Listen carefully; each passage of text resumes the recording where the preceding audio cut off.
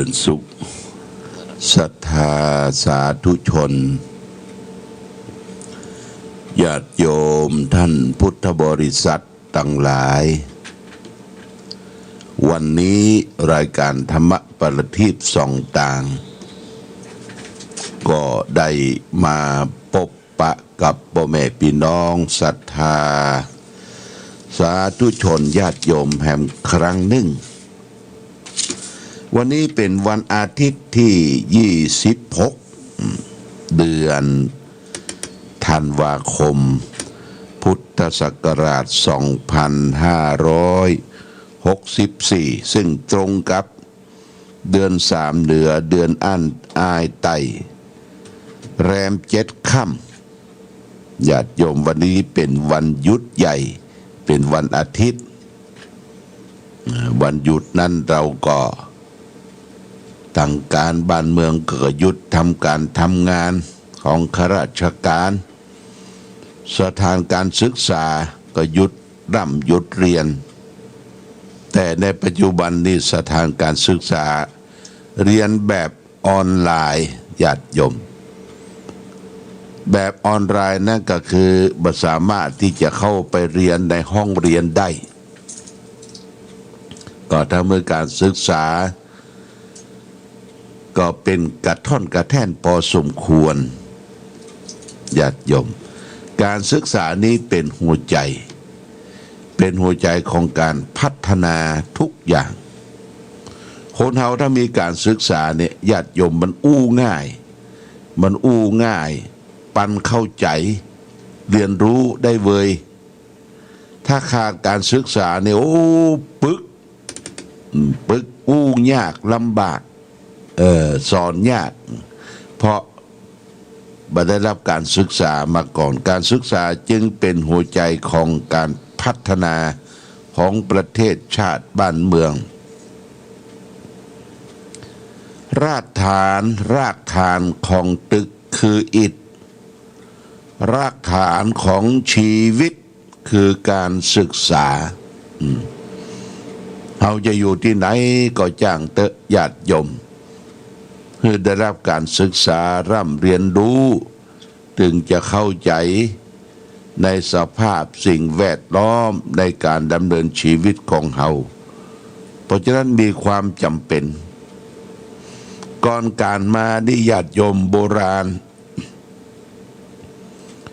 สมัยเช่นปู่อุ้ยแม่อุ้ยเฮาก็การห้ามเรียนศึกษาบ่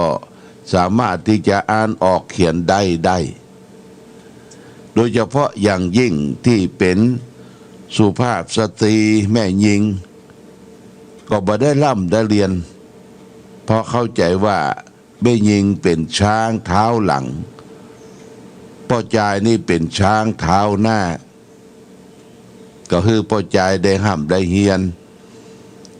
แต่ในปัจจุบันนี้การเรียนการศึกษาการทำงานมันทัดเทียมกันหมดแม้แต่ผู้หญิงก็ยังได้รับแต่งตั้งเป็นผู้นำญาติโยมผู้นำประเทศเป็นนายกองค์การบริหารส่วนตำบลส่วนจังหวัดเพราะเพิ่นมีความสามารถมีการศึกษาสูงเขาจะไปประมาทสุภาพสตรีว่าเป็นเพศอ่อนแอเป็นช้างเท้าหลังนี่บ่ได้ญาติโยมอย่างประเทศหลายประเทศที่ผู้นำเป็นสุภาพสตรีอย่างประเทศอังกฤษเนี่ยนางมาร์ทาเร็ตเทเชอร์แต่ก่อนนี่นะเป็นผู้นำที่แข็งแกร่งประเทศเยอรมันก็เหมือนกันเป็นผู้นำที่เป็นผู้หญิงหลายประเทศญาติโยมเพราะสติปัญญาของคนเฮาของคนเฮาเนี่ยมันแตกต่างกันเพราะฉะนั้นผู้นำที่เป็นสุภาพสตรีนี่ก็มีนักในประเทศชาติบ้านเมืองของเฮาแม้แต่ว่าในประเทศไทยเฮาก็มีผู้นำเป็นผู้หญิงนายกยิ่งลักษณ์เป็นนายกรัฐมนตรีที่ผ่านพ้นไปหลายปีญาติโยมนี่คือการศึกษา เพราะฉะนั้นการศึกษานี้บ่มีว่าเขาจะล้าหลังบ่มีว่าเขาจะแก่ตัวข้ามค่าชราเนี่ยญาติโยมต้องมีการศึกษาอยู่เรื่อยไปโดยเฉพาะอย่างยิ่งในปัจจุบันเนี่ยเทคโนโลยีคำว่าเทคโนโลยีการใจการซอยการดำเนินชีวิตของเขาเนี่ยมันจะต้องใจทางวิทยาศาสตร์อย่างมือถือพ่องยังมีเครื่องใจไม้สอยเป็นรถเป็นร่างต่างๆส่วนมากก็จะเป็นภาษาอังกฤษภาษาจีนภาษาที่เขาจะต้องเรียนรู้กำอู้กำจ๋าต่างๆนี่ญาติโยมนี่เป็นเรื่องสำคัญการศึกษานี่เขาจะต้องส่งเสริมให้ลูกเหลนหลานได้ร่ำได้เรียนได้รับการศึกษาเพื่อจะนำพาให้เกิดความสุขในชีวิตในวาระโอกาสต่อไปวันนี้วันอาทิตย์ญาติโยมก็จะได้นำสารธรรมธรรมะเป็นพื้นฐานของชีวิตของคนเฮามาอู้เล่าต่อตะวานี้อู้เรื่องของอบายมุข6ได้ไปถึง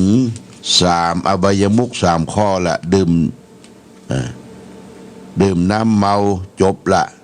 เที่ยวกลางคืนจบลงไปเที่ยวดูการละเล่น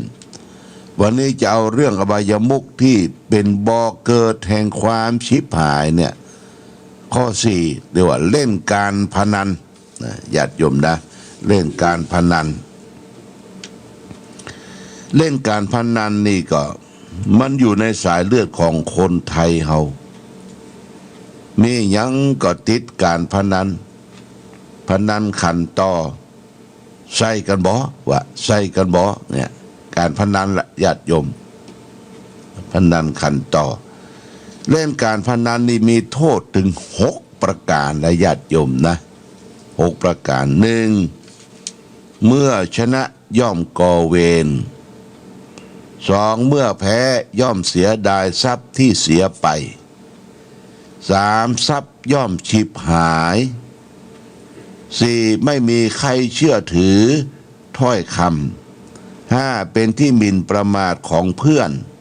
6ไม่มีใครประสงค์จะแต่งงานด้วย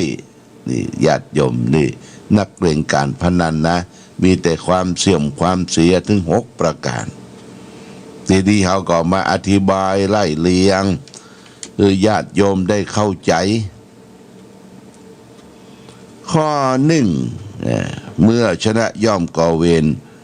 เมื่อชนะย่อมก่อเวรเนี่ยเพราะผู้ชนะจะยึดเอาทรัพย์สิ่งของผู้แพ้อาจจะเครียดแค้นเคืองและผูกเวรพยาบาทที่เสียทรัพย์สิ่งของเหล่านั้นไปนี่ข้อ1ข้อ2เมื่อแพ้ย่อมเสียดายทรัพย์ที่เสียไปเพราะผู้ที่ชนะเขาย่อมจะยึดเอาทรัพย์สิ่งของนั้นไปเช่นพนันขันต่อเอาไปจำนองจำนำเอาไปจำนองจำนำแต่ญาติโยมท่านสาธุชนทั้งหลาย3ทรัพย์ย่อมชิบหายนี่แน่นอนเพราะการพนันโดยมากต้องพนันด้วยเงินด้วยทองเมื่อเพลิดเพลินในการเล่นนั้นทรัพย์ย่อมจะเสียไปทีละเล็กละน้อยในที่สุดก็สิ้นเนื้อประดาตัวโอ้ญาติโยมนะสิ้นเนื้อประดาตัวเอาไปพนันขันต่อเอาไปแล้วต่อเล่นต่อลองไปต่อเล่นต่อลองโบราณเปิ้นบอกว่าโจรปล้นน่ะโจรปล้น10 ครั้งยังบ่เต้าไฟไหม้ครั้งเดียวอะปดโทไฟไหม้ครั้งเดียวยังบ่เต้าการพนันมาสุ่มมากินใจเพราะการพนันนั่นน่ะไฟไหม้ก็ยังเหลือที่ดินที่อยู่ที่อาศัย พอที่จะได้แปลงบ้านสร้างเรือนต่อไปแต่ว่าการพนันถ้าเข้าสิงนะมันถอนรากถอนโคนไปหมดแม้แต่ที่ดินที่อยู่ที่อาศัยก็เสี่ยงบดเอาไปจำนองจำหนังสมัยก่อนเปิ้นว่ามีบ่อนเบี้ยเอาลูกไปจำนำก็มีเอาลูกไปเสียการพนันในบ่อนเบี้ยก็มีเนี่ยญาติโยม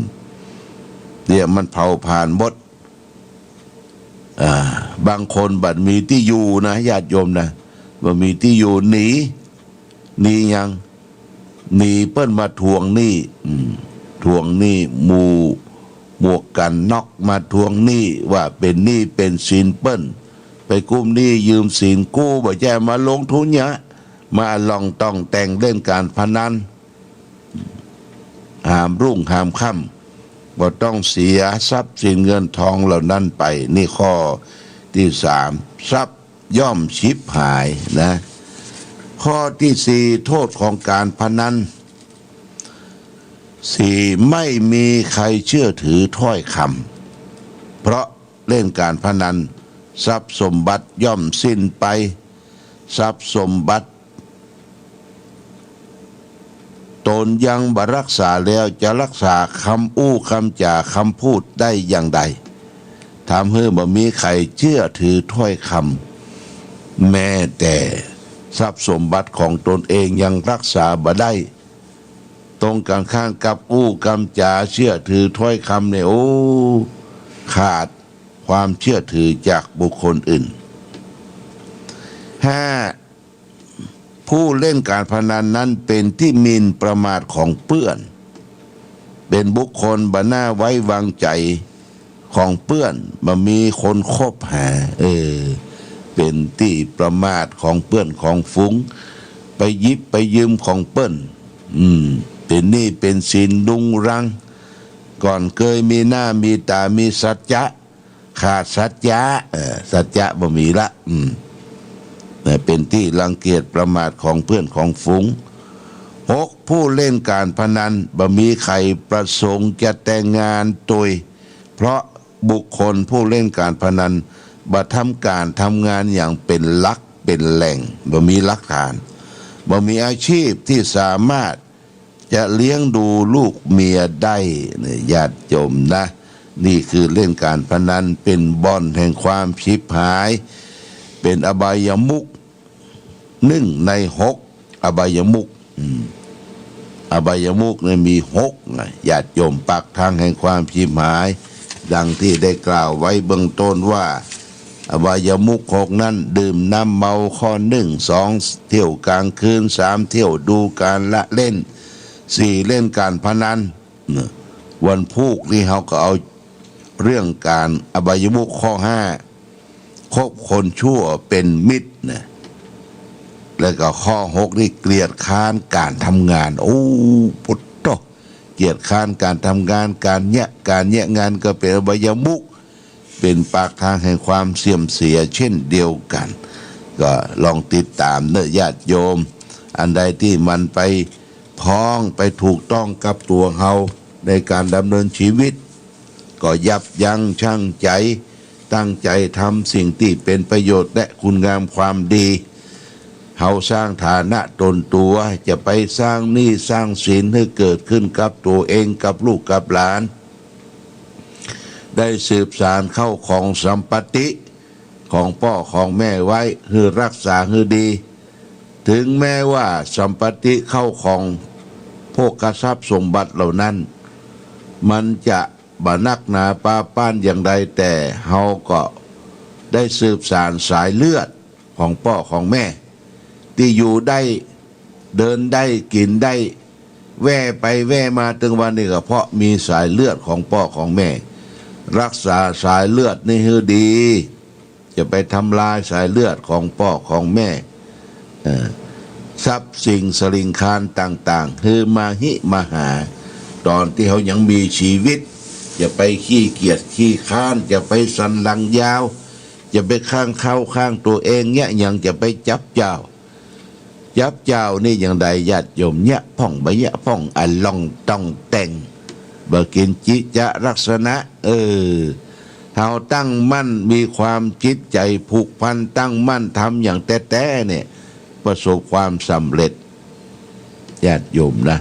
อย่าไปอ้างหนาวอ้างฮ้อนอย่าไปอ้างว่าบ่ได้กินอ้างว่าถึงเวลาต้องย่างก่อนคนไทยเรามีลักษณะอีกำไปกำยะกานี่นะจะจ้าหน่อยถ้าตรงเวลานี่เอาเป๊ะนะปดโตตรงเวลานี่เป๊ะ5 โมงกับ5 โมงเป๊ะจะเลิกละมันได้เวลาละทีไปนี่ปดโตขวายเนอะขวาย9 โมง10 โมงยะการเริ่มงานเนี่ยไปโกงเบิ้น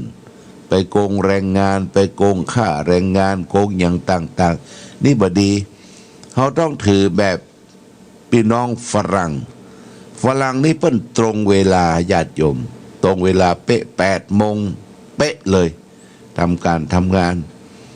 แล้วก็ถึง5 โมงเป๊ะเพื่อก็เลิกถึงแม้ว่างานจะค้างงานอยู่ท่านเปิ้นก็ย่างก่อนเพราะมันตรงเวลาคนตรงนี่คือจะทำอย่างให้ตรงเวลามันก็บ่เสียชื่อเสียสัตย์เสียคำสัจจะสัจจังอันนี้สำคัญมากคือคนตรงเวลานะญาติโยมนี่ก็วันนี้เป็นวันอาทิตย์วันที่26ล่ะเฮาก็นับถอยหลังเนอะญาติโยมนับถอยหลังจะสิ้นปีสิ้นเดือนการสิ้นปีสิ้นเดือนบางคนก็จะเตรียมตัวส่งท้ายปีเก่าต้อนรับปีใหม่เฉลิมฉลองจะกินเหล้าปะต๊อญาติโยมจะกินเหล้าเมายาเต็มที่แล้วก็จะต้อนรับปีใหม่วันส่งท้ายก็เมาต้อนรับปีใหม่ก็เมานี่มันเข้าใจผิดคิดว่าเป็นการสร้างความสุขนะบอกไว้ญาติโยมไม่ใช่สร้างความสุขเนอะเป็นการทำร้ายตัวเก่าส่งท้ายปีเก่าก็ยุบต้อนรับปีใหม่ก็ยุบนี่ร่างกายเฮาปูนร่างกายเฮานะเสียหายกระเพาะวากเจ็บนั่นเจ็บนี่ปวดนั่นปวดนี่แอลกอฮอล์เข้าไปเผาผลาญร่างกายชีวิตไม่ใช่ลุงโลดเขาจะต้องเชื่อกรรมสอนของพระพุทธเจ้านะศีล 5เนี่ยญาติโยมเชื่อเถอะเชื่อกรรมสอนของพระพุทธเจ้าพระพุทธเจ้าบัญญัติศีลไว้คือเขาอยู่อย่างมีความสุขมีความเจริญมีความรุ่งเรืองบ่ฆ่าสัตว์ตัดชีวิตบ่เบียดเบียนกันบ่ลักเล็กขโมยน้อยยิบฉวยงัดแงะของบุคคลอื่นนะจะไปโลภประโมบหันเปิ้นมีจะไปใครได้หันเปิ้นขี้ไรจะไปดูแขวนญาติโยมเปิ้นมีจะไปอวดจะไปใครได้ของเปิ้นหันอย่างเปิ้นอย่างโดยเฉพาะอย่างยิ่งของในวัดเนี่ยญาติโยมเนี่ยอาตมาบอกคือพระคือเนนคือทุก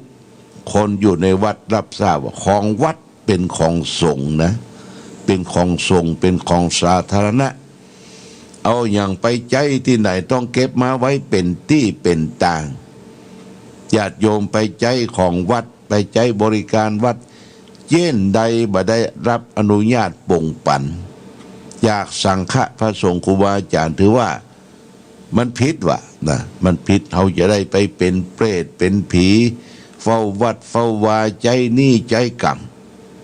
โดยเฉพาะอย่างยิ่งถ้วยโถโอชามนะแต่ก่อนนี่สมัยก่อนมันเป็นถ้วยนี่หรอถ้วยสังกะสีหรือถ้วยปั้นญาติโยมแก้วน้ำกาอย่างกา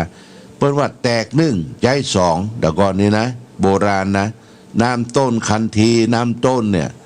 ถ้าไปให้น้ำต้นขโยมกาพระน้อยกาเสียแตกต้องใจถือว่าเป็นของวัดนะเป็นของวัดวาอารามเสื้อสาดอาสนะหมอนมุ้งเอาไปใจแล้วต้องเก็บมาเข้าที่เข้าทางพระพุทธเจ้าบัญญัติไปว่าภิกษุ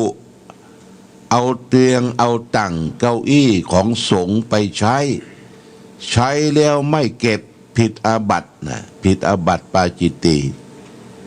หรือเตียงตั้งที่นอนหมอนมุ้งเอาของพระของสงฆ์ของวัดวาอารามไปใจ บ่เก็บเข้าตี้เข้าตางญาติโยมผิดอาบัตินะผิดอาบัติผิดศีลผิดธรรมเป็นการก่อเกิดสร้างนิสัยบดีเป็นการสุรุ่ยสุร่ายกินอย่างต้องล้างญาติโยมนะกินอย่างต้องล้างอาตมาก็ยังจมเดือดพระเนนกินแล้วเอาไปแจ้ไว้วะปดโตเอาไว้แจ้ทึบมีตึงถ้วยตึงจ้อนแล้วจะฮื้อไผ่ล้างบอกงูนะบางทีก็ลืมบางทีกินของเงาะของโง่นโอ้หายไปไหนผลปรากฏเอาไปฝังวะญาติโยมปดโตเอาถ้วยจอนของวัดวาอารามของสงฆ์ไปฝังเมื่อเขาก็จะฟังตัวเองตัวเก่าเนี่ยเอาไปฟังว่าบาล้างห้าผ่อนต้นสบายก็มันกันใจขว้างใจขว้างเปิ้นก็อินดูสงสารครูบาอาจารย์สงสารพระเนนินุ่งมอซอเบนกินเบนยังบะซักบะถึงบะตากเอาไปมะหม่มเพราะเชื้อขี้คานเกิดขึ้นเนี่ยอยากจะได้ใหม่อันเก่าถอดทิ้งใส่ใหม่เสมอเนี่ยมันกับไม่ใช่ไผจะไปหิไปหาเราคือใจสิ่งที่เป็นประโยชน์พิจารณาพระพุทธเจ้าว่าใจของเนี่ยคือมันเป็นประโยชน์เพื่อปกปิดร่างกายให้สะอาดสะอ้านอาตมาตอนที่เป็นทุเจ้าใหม่ๆอยู่มากับเพิ่มเป็นทุเจ้ามากับ30 กว่าปีจีวรยังมีอยู่ญาติโยมจีวรเก่าเนี่ยเก็บไว้แต่ก่อนยังมีอยู่ไม่ใช่ว่าใจขว้างโบะขว้างบะใจแล้วบ่เป็นประโยชน์จ้างติงจ้างบอกที่ไหนมันอุกมันรกบางทีก็เป็นทุเจ้าต้องจำนะจำเพี้ยวจำกวาดเนี่ยมันมีสมองเฮ้ยบ่มีอคิดว่าอันนี้มันสกปรกรกลุงลังไปกวาดไปเพี้ยวก็กวาดที่มันสะอาดที่มันอุกบ่เข้าละบ่เข้าบ่ดุบ่ทำที่มันสะอาดนี่มันบ่ถูกต้องเพราะฉะนั้นญาติโยมท่านสาธุชนของสงฆ์คำว่าสงฆ์นี่คือของหน้าหมู่สงฆ์ก็คือพระสงฆ์4 รูปที่อยู่ในวัดของวาโดยไม้อัมปาเปิ่นบอกว่าโดยไม้อัมปาผลหมากกรากไม้ที่เกิดขึ้นกับวัดเอาไปยิบไปช่วยด้วยบ่ได้รับอนุญาตปงปันใจอภิสิทธิ์คิดว่าไผบ่ฮู้บ่หันนี่มันติดเป็น habit นี่เป็นภาษาฝรั่งแปลว่านิสัยญาติโยมนิสัยทีละเล็กละน้อยหยิบฉวยทีละเล็กละน้อยเนี่ยเป็นการละโมบโลภเอาของใหญ่นี่บดีแตะเนาะหลักเล็กขโมยน้อยหยิบฉวยของผู้อื่นศีลข้อที่2เนี่ยข้อที่3เขาจะมีความสุขจะไปผิดลูกผิดเมียเนี่ยญาติโยมจะไปนอกอกนอกใจอยู่ด้วยกันสร้างสรรค์อย่างมีความทุกข์ก็ทุกข์ด้วยกันเจ็บไข้ได้ป่วยดูแลกันเนี่ยเป็นผัวเมียที่มีความซื่อสัตย์จะไปทิ้งละขว้างเอาตัวรอดแต่เพียงคนเดียวเนี่ยอสุจีมนุษย์ผู้เห็นประโยชน์ส่วนตนเป็นคนไม่สะอาดข้อที่4ศีล5ก็คือจะไปปดบทเท็จจะไปล็อกเล็กด้วยความสัจจะสัตย์ซื่อกินไม่หมดคดกินหมดญาติโยมข้อที่5พึงเว้นจากการดื่มสุราและเมลัยดังที่บอกว่าจะไปส่งท้ายเก่าจะไปต้อนรับปีใหม่นักผลกระทบก็คืออยู่ที่ตัวเฮานั่นน่ะไม่ใช่อยู่ที่คนอื่นไปทำร้ายตัวเร่งรีบเพื่อรีบตายเว่ยคนไปกินเหล้าเมายาญาติโยมน่าสมเพชเวทนาอันนี้ฝากไว้เอาละวันนี้เรื่องศีล5ก็ฝากไว้และวันนี้วันอาทิตย์ญาติโยมอยู่บ้านอยู่จองนอนฟัง